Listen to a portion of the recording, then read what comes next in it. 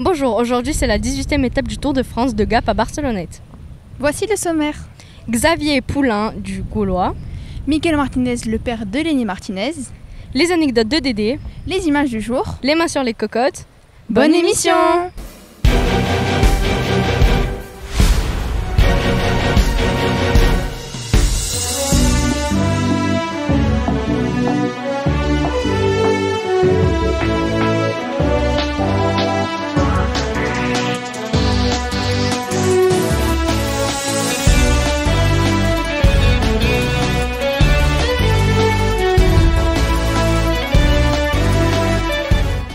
Tu sais, j'ai vu Miguel Martinez. Lenny Martinez. Mais non, son père, c'est pareil, c'est un champion. Ah, et c'est qui l'a interviewé? C'est Amina Retrouvons Amina. avec Miguel Martinez. C'est parti. Vous êtes quelque part une grande saga familiale de vélo. Pour commencer, vous pouvez nous parler du grand-père de Lenny et de sa carrière? Alors, le grand-père de Lenny, dont c'est mon père, il était meilleur grimpeur du Tour de France en 1978 et troisième au championnat du monde derrière Merckx et Poulidor à la grande époque du vélo à l'ancienne. Donc voilà. Pouvez-vous nous parler de vous? Alors moi j'ai été champion olympique en 2000, vainqueur de la Coupe du Monde, champion du monde. Voilà, donc j'ai un des plus grands palmarès de VTT de l'histoire français. J'ai participé aussi au Tour de France en 2002 où j'ai terminé 44e du Tour de France et maintenant je suis chauffeur relations publiques pour Mondial Relais sur toutes les étapes du Tour et en même temps ça me permet de suivre Lenny. Du coup, pouvez-vous nous parler de Lenny? Alors Lenny, il envoie, comme on dit, il en prend plein les yeux chaque jour parce que c'est quand même une très grande difficulté ce Tour de France, mais à la fois il apprend beaucoup.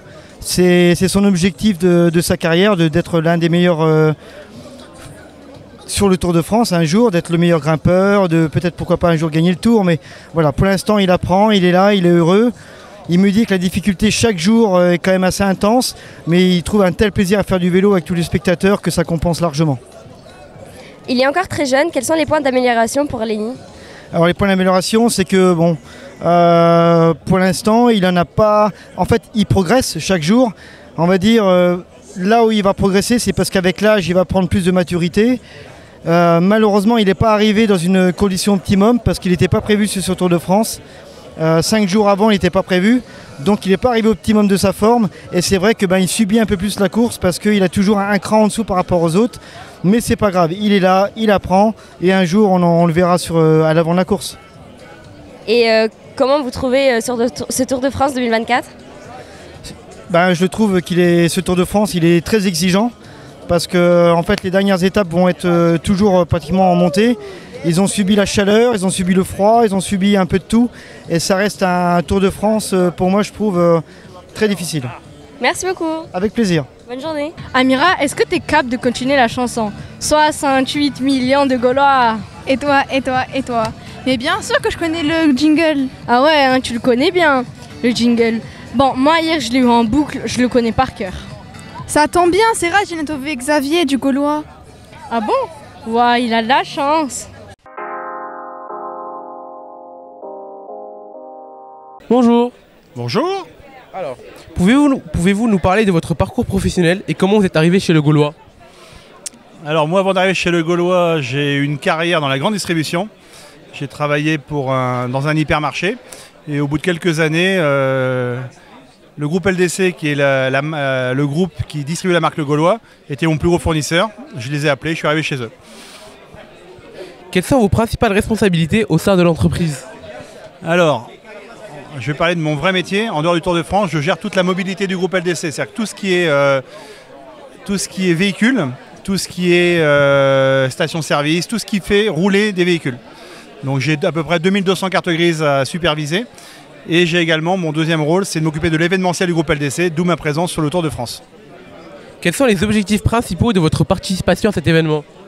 Alors, le Tour de France, on a commencé en 2015 et le Tour de France et le Gaulois, ces deux valeurs, les valeurs du Tour et de la marque sont très proches.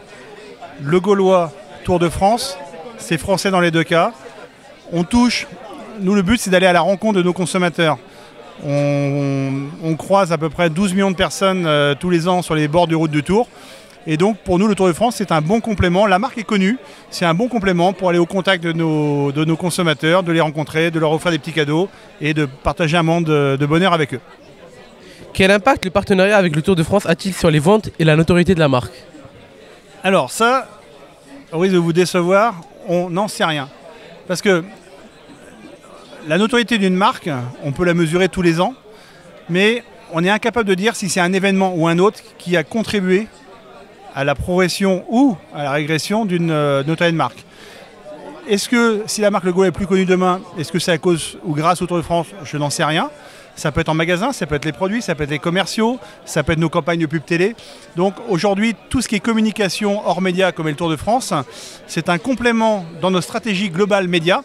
Et en fin de compte, on est incapable de venir mesurer la pertinence ou pas. Ça fait partie d'un ensemble. Et pour finir, avez-vous des exemples concrets de retombées positives suite à votre participation aux éditions précédentes? Quand on est attendu sur les routes du Tour, que vous avez des personnes qui font des fresques, font des petits dessins, nous attendent avec un petit panneau I love cocotte au bord du Tour, c'est que ça fonctionne. Merci, au revoir. Bonne journée à vous. Ah, mais quel beau paysage! Oui, t'as raison, ça serait parfait pour l'image du jour. Bah oui, t'as raison! C'est parti pour les images du jour!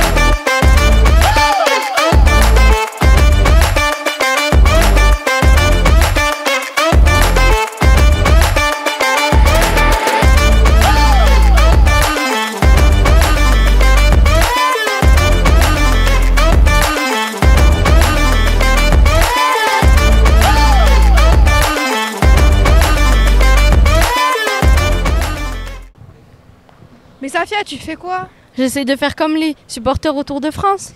Ah, tu sais de faire comme aller Bardet, aller Pogacar. Oui, mais Amira, j'ai une petite question. Est-ce que tu sais qu'est-ce qu'on en fait des phrases qui n'ont rien à voir avec le Tour de France? Alors moi je sais pas, hein. Demande à Dédé si tu veux. Ok, bah je vais lui demander, à tout à l'heure.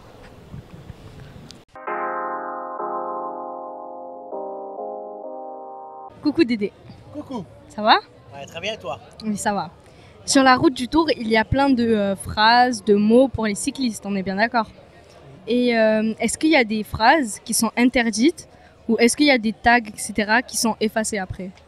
Alors oui, ça c'est intéressant ce que tu dis parce que la route du Tour, c'est aussi comme un cahier en fait, comme une page sur laquelle les gens vont écrire des choses. Alors ils vont écrire allez Vingegaard, ça va Bardet, ils vont mettre les numéros qui correspondent au dossard des coureurs, ils vont mettre des messages d'encouragement. Donc ça c'est sympa. Ils vont faire des choses avec les couleurs, ils vont mettre les drapeaux des pays de leurs coureurs préférés. Donc ça c'est vraiment agréable parce que ça permet d'avoir à la fois quand on voit l'hélicoptère, on voit la route qui est bariolée, donc ça apporte de la joie, ça apporte quelque chose de plus à la route du Tour. Et puis il y a des gens qui profitent du fait qu'il y ait des caméras pour mettre des messages qui sont des messages plus politiques, des messages plus revendicatifs.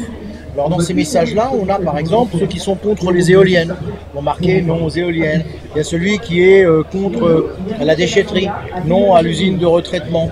Il y a celui qui est d'accord avec l'introduction de l'ours dans les massifs. Alors, oui à l'ours, puis alors 50 mètres plus loin, il y a non à l'ours. J'ai même vu des trucs, c'était oui ou non. Là, il fallait comprendre. Et l'autre qui avait mis un peu plus loin, non au oui. Donc moi, j'avais demandé aux gens, ça veut dire quoi, oui ou non? Alors ça veut dire oui à ceux qui disent non à l'ours. Tu comprends le truc? Alors ça va, ça se laisse parce que c'est pas méchant. Et puis après, tu as le niveau du dessus, sont des choses qui sont pas acceptables dans le cadre d'une compétition sportive, grand public, avec des dessins qui sont des dessins par exemple des seringues. Alors on utilise, généralement ils utilisent les traits pointillés de la route pour faire l'aiguille, puis ils font un carré derrière, un rectangle, et puis ils font le piston de la seringue, et puis ils peuvent en mettre comme ça beaucoup. Donc ça c'est pas génial. Donc ça c'est effacé. Et puis après il y a encore un autre niveau, ce sont des messages qui sont politiques et des messages qui sont des messages injurieux. Quand on met des messages injurieux à l'ordre d'un président de la République, d'un ministre, ça c'est quelque chose qu'on ne peut pas accepter. On ne peut pas accepter, les insultes sont des choses qu'on n'a pas le droit de faire et c'est normal. Donc là, il faut les effacer. Alors comment on fait pour les effacer? Il y a quelqu'un sur le tour, on sait le travail, qui fait de l'art. Alors avec les lettres, il va remplir les lettres, il va faire des dessins, il va faire des fleurs, il va passer du blanc. Donc ça c'est quelqu'un qui est intégré à la caravane du Tour de France, c'est quelqu'un qui est embauché par le Tour. Et puis, les départements, puisque nous on est département de France, les départements aussi vont utiliser de la peinture pour recouvrir. Alors eux ils font pas dans la dentelle, ils font de la grosse barbouille noire, de la couleur du revêtement, et donc de temps en temps sur la route du Tour, tu vois qu'il y a des gros pâtés noirs ou gris foncé. Ça, ce sont des messages politiques qui ont été effacés. Et puis, la dernière chose qu'on peut dire sur la peinture, c'est que ça permet de maintenir l'histoire du Tour, parce qu'une fois que les gens sont partis, les messages y restent. Ces messages, allez tel coureur, vive le Tour, merci le Tour, vas-y Pogacar ou autre, tout ça reste sur la route du Tour. La seule différence par rapport aux années passées, c'est qu'avec l'écologie aujourd'hui, les peintures résistent moins dans le temps. Il y a des années, tu pouvais voir 3, 4, 5, 10 ans plus tard, tu arrivais encore à voir sur la route des inscriptions de coureurs qui avaient pris leur retraite, et ça c'était vachement sympa. Là aujourd'hui, avec les peintures qui sont beaucoup plus écolo et qui se dégradent davantage avec le temps, eh bien ça reste quelques années mais un peu moins qu'avant.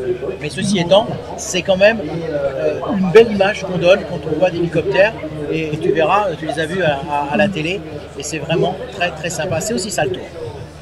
Merci beaucoup. Merci à toi.